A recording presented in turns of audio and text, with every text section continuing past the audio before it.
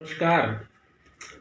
चंद्रमा हमारा मन है और जब हम मानसिक रूप से मजबूत होते हैं तो जीवन में अच्छे लक्ष्य को प्राप्त करने में मदद मिलती है, या जो भी हम टारगेट अपना फिक्स करते हैं उसमें भी हम बहुत आसानी से आगे बढ़ जाते हैं। समस्याएं हर व्यक्ति के जीवन में रहती हैं, लेकिन अगर व्यक्ति मनोबली है तो उसको सब कुछ प्राप्त होता है। अब मनोबली बनाने में सबसे महत्वपूर्ण भूमिका है हमारे चंद्रमा ग्रह की। कहते हैं ना, चंद्रमा मनसो जातः, चंद्रमा मन है, हमारे थॉट हैं, हमारे विचार हैं। हमारे जीवन की उन्नति में चंद्रमा का बहुत महत्वपूर्ण योगदान है।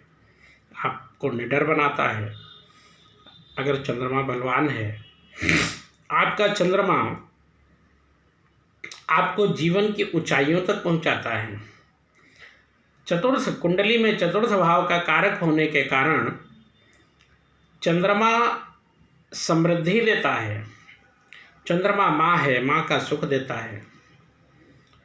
चंद्रमा हमारे जीवन में वाहन है। चंद्रमा हमारे जीवन का सुख भाव है। जो भी कुछ सुख है उसका अच्छा लाभ चंद्रमा बलवान होने से मिलता है। अब हम आपको कुछ ऐसे छोटे छोटे उपाय बताते हैं जिससे आपका चंद्रमा मजबूत होगा। अगर जीवन में आप इनको अपनाएंगे तो आपको बहुत लाभ प्राप्त होगा। जैसे जीवन के बाकी कार्य आप करते हैं, स्नान करते हैं, भोजन करते हैं, कपड़े पहनते हैं, ठीक उसी तरीके से इन उपायों को जीवन में अगर आप जोड़ लेंगे तो आपको समस्याओं से मुक्ति मिलेगी। अब आपको करना क्या है कि पहला उपाय, और वैसे भी कुंडली में चंद्रमा जब चौथे, आठवें या 12वें घर का होता है तब उसको अच्छा नहीं माना जाता है। अब अगर द्वादश भाव में चंद्रमा चला जाए, षष्ठ भाव में चंद्रमा चला जाए, अष्टम भाव में चंद्रमा चला जाए तो चंद्रमा कमज़ोर हो जाता है, या फिर नीच का चंद्रमा हो जाए तब भी हमारे जीवन में कुछ मनोविकारों को पैदा कर देता है। अब इसको हम अच्छा कैसे करें? अच्छा करने के लिए सबसे पहला उपाय है कि किसी भी तरीके से पानी को बर्बाद ना करें। अर्थात अनावश्यक, हम लोग बहुत बार देखते हैं कि आवश्यकता नहीं है फिर भी हम पानी को बर्बाद कर रहे हैं। नल खुले पड़े हैं, घर के चीज़ें इधर उधर हो रही हैं। कई बार क्या होता है कि हम ज़रूरत से ज़्यादा धुलाई में पानी को बर्बाद कर देते हैं। अर्थात चंद्रमा अगर अपना अच्छा करना है तो पानी को बर्बाद ना करें, उतना ही यूज करें जितनी आवश्यकता हो। दूसरा, जब भी हम जल ग्रहण करते हैं अर्थात जल पीते हैं तो हमको, जल वरुण देवता हैं इसलिए उनको धन्यवाद करें कि आपको हम ग्रहण कर रहे हैं, इससे हमारा मन, बुद्धि और शरीर अच्छा रहे। ये धन्यवाद करके जल को आप ग्रहण करें। नंबर 3, बहता हुआ जो जल होता है ये हमारे जीवन का चंद्रमा है।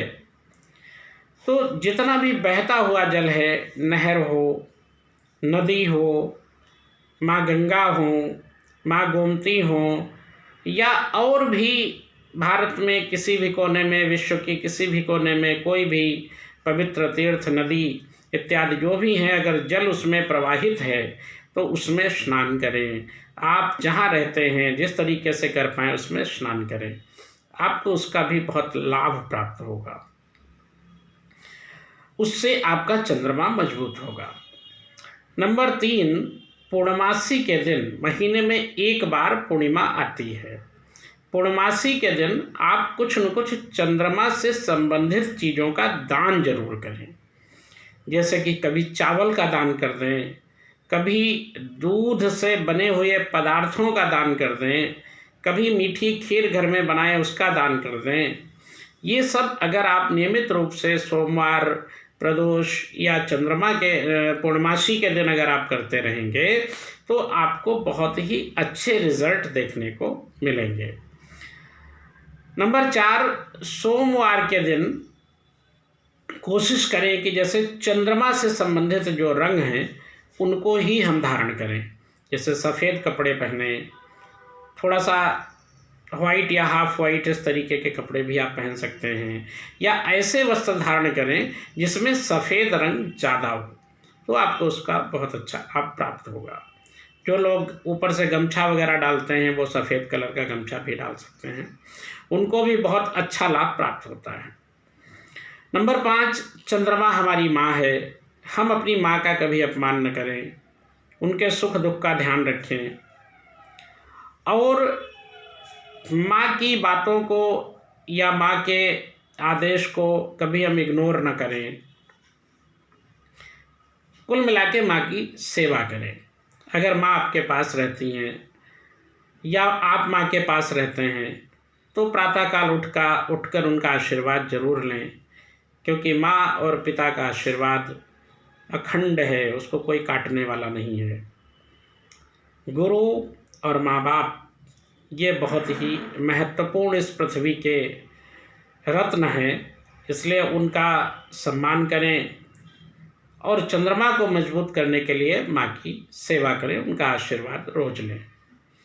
अगर आप अपने जीवन में इन सब चीज़ों को विधिवत रूप से करते हैं, और ये मैंने जो बताया है कोई बहुत ऐसी चीज़ें नहीं हैं जो आप न कर सकें, इनको रोज करें, अपने जीवन में जैसे बाकी कार्य करते हैं वैसे करें, आपको लाभ प्राप्त होगा।